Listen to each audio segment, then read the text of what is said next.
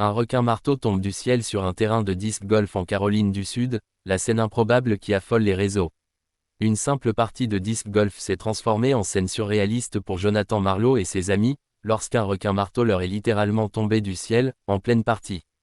L'événement, survenu sur le parcours boisé de Splinter City à Myrtle Beach, a été confirmé par plusieurs médias américains, dont People et The Economic Times, et alimente depuis les discussions sur les réseaux sociaux.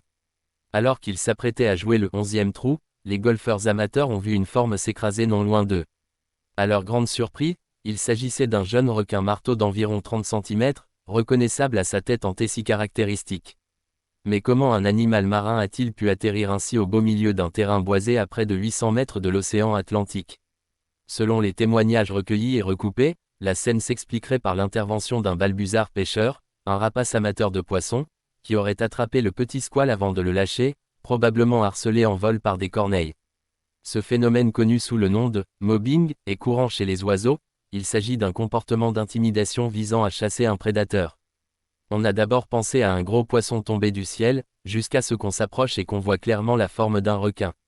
Je n'ai jamais rien vu de tel, a confié Marlowe à People. L'espèce identifiée pourrait être un bonnethead, un petit type de requin-marteau présent dans les eaux chaudes de l'Atlantique, et courant dans cette région à la saison printanière.